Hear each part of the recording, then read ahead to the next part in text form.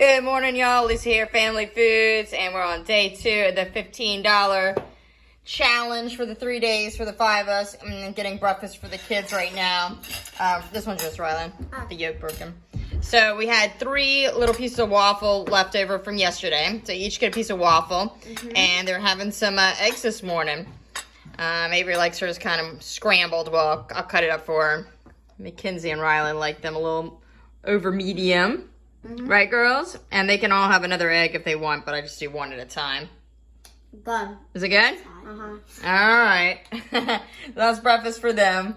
I'm sure I'll have some watermelon for myself. I am making some watermelon rind juice. So you guys saw I cut half the watermelon up, and I juiced half, like a fourth, I guess, of the watermelon. I made 2 quarts or pint-size watermelon juice, and I didn't drink mine yesterday, so I sent Jen with it for work the other day. And so I had a whole container full. I crammed it up in this blender because it's just going to liquefy it. It blends up very easily. You don't have to have a fancy juicer for watermelon rinds because they're so watery that it blends up fine and you can strain it. So anyways, I'm just going to whiz this up on high until it's liquid, and then I'm going to pour it into a fine mesh strainer into this pot, and I'll show you because it's got like some kind of pulpy stuff. I usually strain it twice because I like a smoother juice. If you want a really in-depth video tutorial, just look under my most popular videos. Actually, my number 1 most popular video is how to juice watermelon rinds in the blender. So you can check that out. But anyways, I'm going to whiz this up. I'll show you real quick how to do it. Very easy. Right, so here it is, all whizzed up. It did not take very long. And then I just pour it in here. And I'll take the little tamper. You can take a spoon.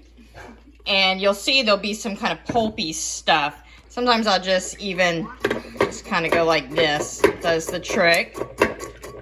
And very, very simple. Watermelon juice for the rinds is very nutritious. A lot of the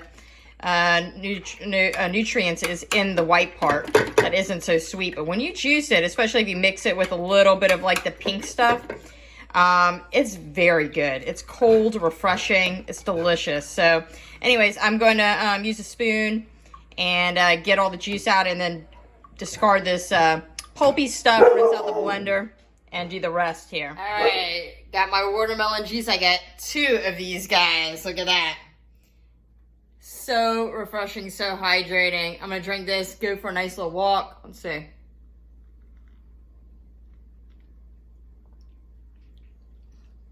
That is so good. It's so sweet. It is really sweet. You wouldn't think it was sweet, but it is sweet. And usually everybody throws away that rind. You don't need to. Just put it in the blender, juice it up, and it's wonderful. So I'm going to have this. Then I'll probably have some watermelon. Yesterday I forgot to put my lunch, but I got that bean salad. So there's a little bit left. I sent Jen with, I forgot to show her lunch last night. I sent her with the leftover, what was I calling it? Like a hamburger helper that we made, which was really tasty. Anyways, I'm going to have this juice and head out, and I will catch you in a bit. All right, I'm back from my walk, and I'm going to have a little bit of lunch here. So I'm going to probably most likely polish off what's left of this cut up watermelon. I have to cut up the other half, probably later today or tomorrow.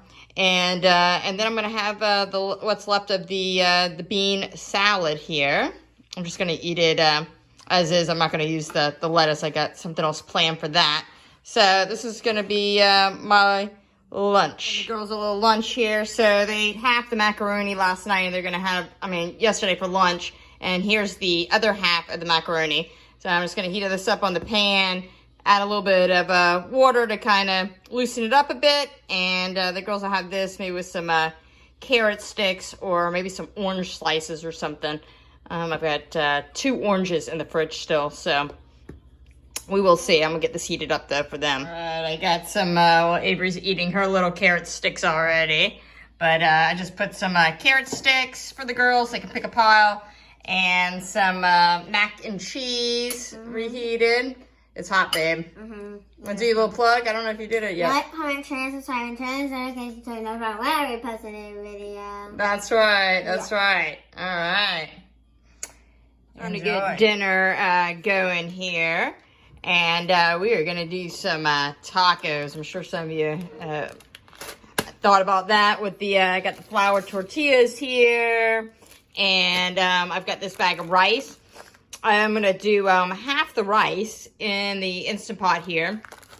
I'm going to use up my chicken broth that I had, or I would totally use water. And I'm going to add in a good bit of these beans. I'll have to see, maybe half of the beans, maybe just like a third, maybe a little less than half.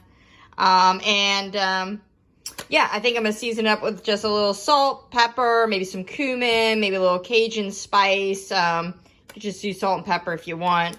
And I'm going to make like a little bit of Mexican beans and rice to go with the tacos here. So let me get everything in the Instant Pot. I'll show you what I season it with. All right, did half the rice, about half the beans.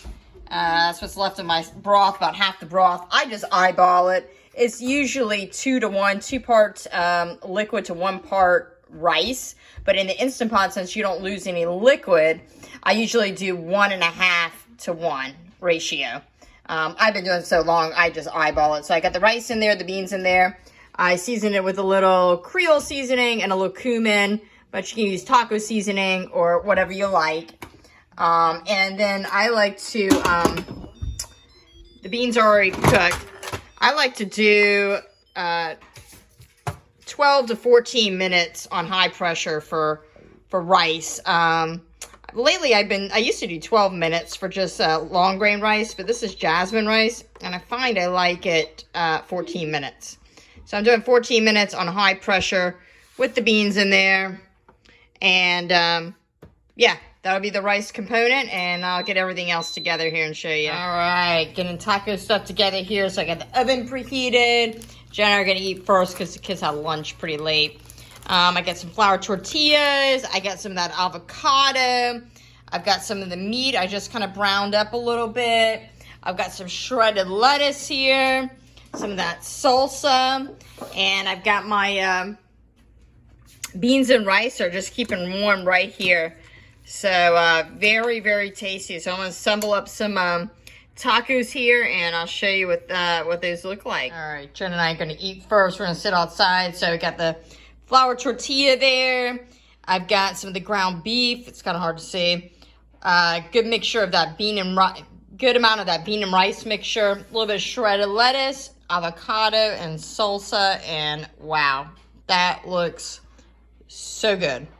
So that's for Jen. I'm going to make myself one, and we're going to sit outside and eat. Jen and I are sitting outside. Jen already started. How is it? It's awesome. Is it good? It's filling. She says it's very filling. Yeah, we have 2 each, but all the lettuce and the avocado and a little bit of beef, tons of that beans and rice mixture. It is just good. You can't go wrong with tacos, huh? They're huge. Yeah. I'm going to be full. So, anyways, we're going to have these. We're going to eat first. The kids had a late lunch, so I'll feed them afterwards. And remember to always eat happy foods. We always make food with love. It doesn't have to cost a lot.